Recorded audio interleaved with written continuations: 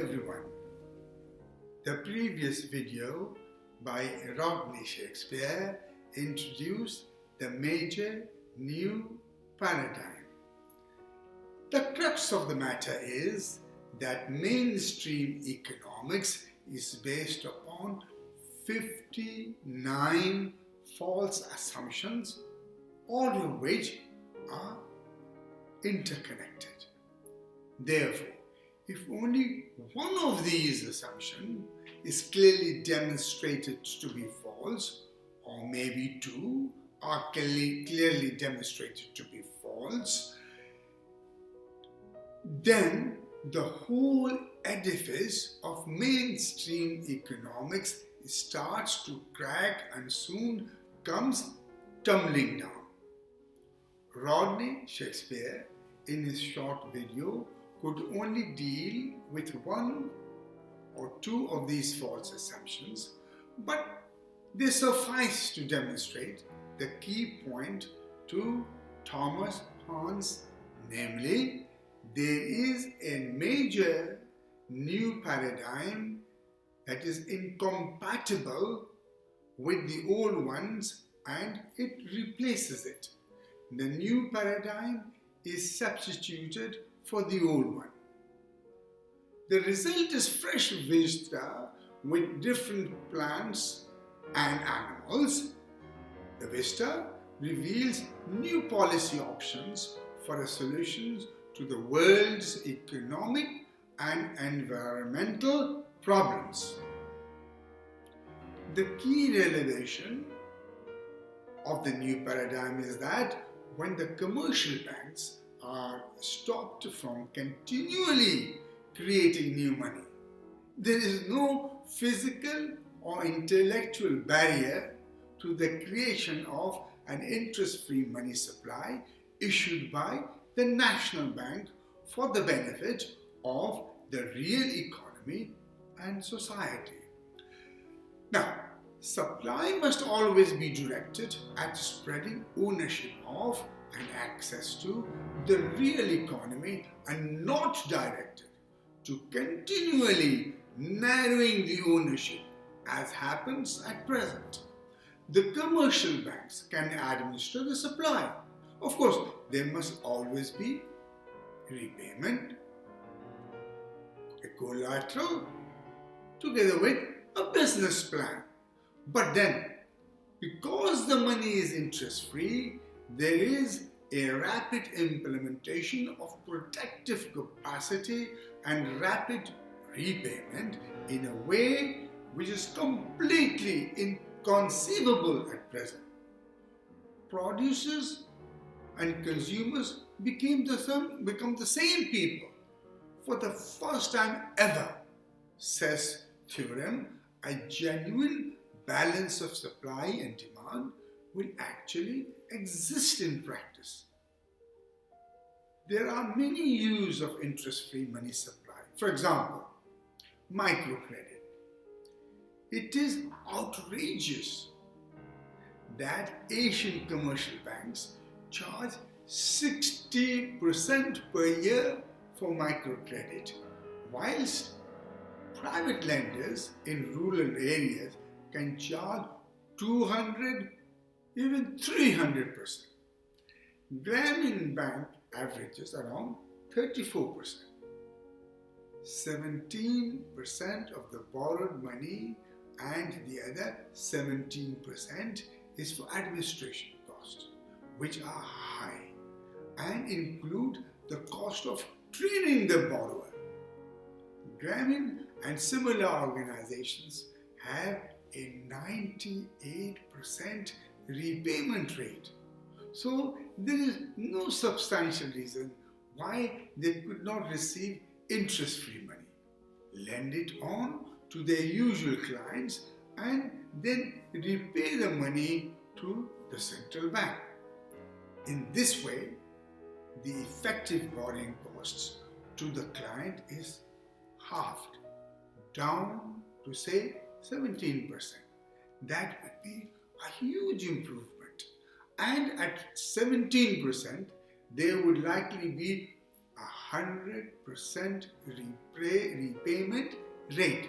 Now, startup businesses, small farms, when these businesses have to borrow interest-bearing money, their chances of survival considerably diminishes.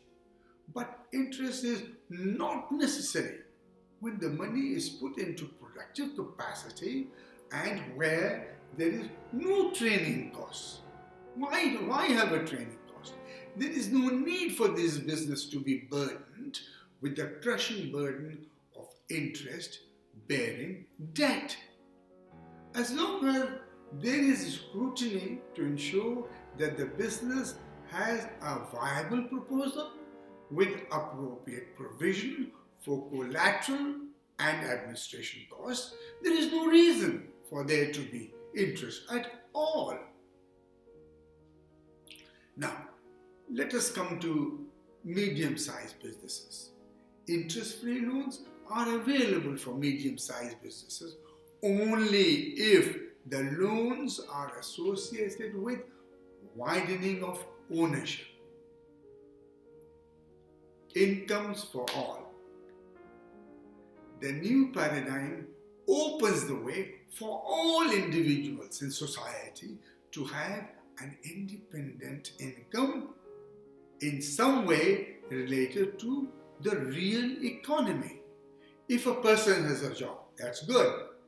But you see, computers, artificial intelligence, and marvelous new technology are just smashing out the traditional, secure, well-paid jobs, replacing them, if at all, with temporary, insecure, low-paid, gig economic ones.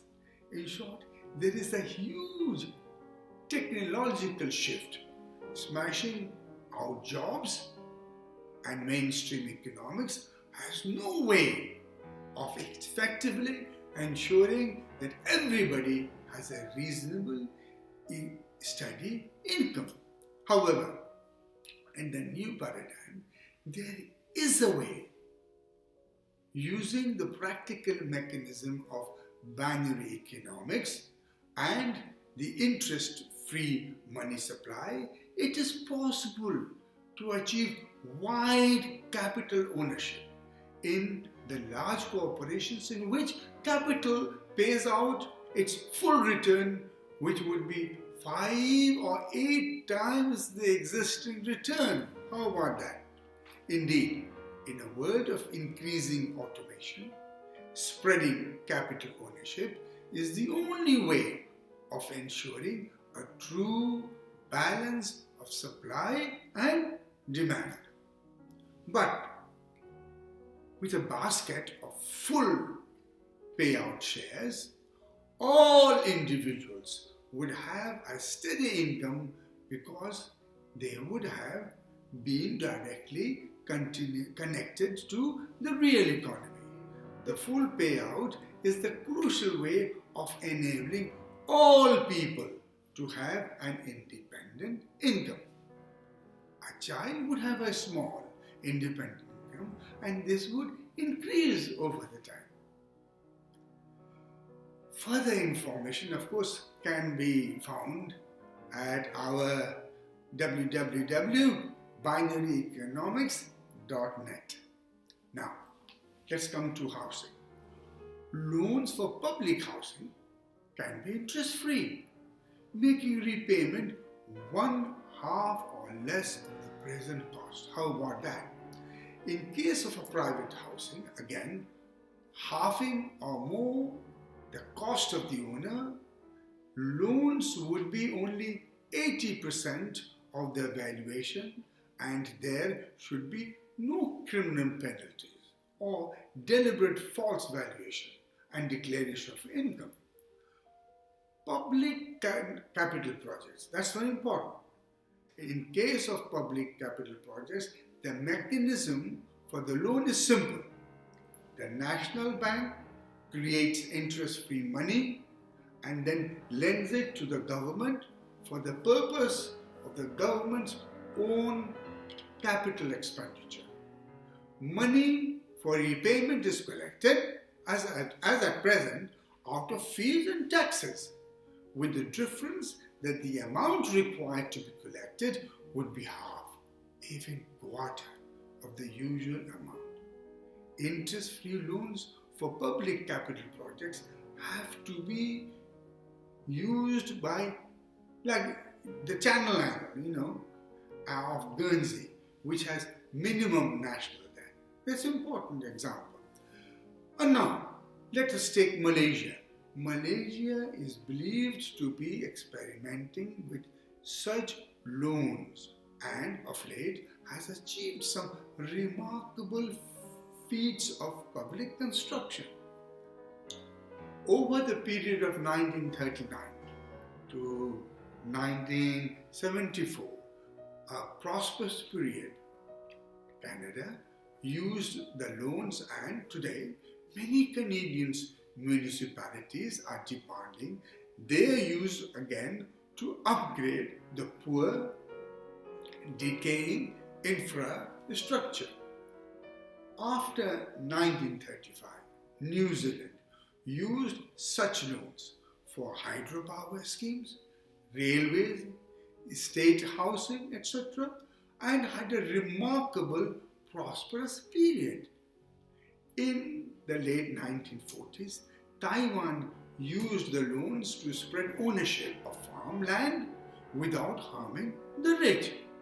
So, here, the Humber Bridge, let's take our Humber Bridge in England, is starting at 28 million with some cost increases. Compound interest took the cost from 28 million to 439 million. That is 15 times higher. The bridge today is a money maker. Its income from travelers exceeds the cost of salaries, repair and maintenance, but compound interest turns it into a colossal loss maker. This is what happens with compound interests. Waterworks should have interest-free money for their concerns, and why not? And so should the sewage works. There are, of course, our railways. Let's come talk about greenery, and in particular, the clean generation of electricity. The UK is surrounded by tidal seas all around, coming in and out twice a day. It is ideal for tidal lagoons, which use old technology. What is that? Concrete walls and slow-moving turbines. They are easily built and they are environmentally friendly. But what happens? Compound interest stops them from being built. It is as simple as that. It is vital to have clean energy generated by tidal lagoons, underwater turbines, wave machines, windmills, geothermal power stations, and as lately, the solar generation. Many countries are suitable for larger scale solar generation, which is getting much more efficient these days. Let's take water desalination. Interest-free loans for water desalination would transform large areas of the world. However, my favorite is a mangrove-crested sea barrage. Every year, millions of tons of valuable soil is lost because of water erosion. Yet, the solution is simple. The planting of mangrove-crested barriers. Now, I thank you very much for watching this video. Thanks a lot. Hope you have enjoyed it. Hope you have gained something from it. And I wish you a lot of success from attending this conference. Thank you very much. Assalamu alaikum.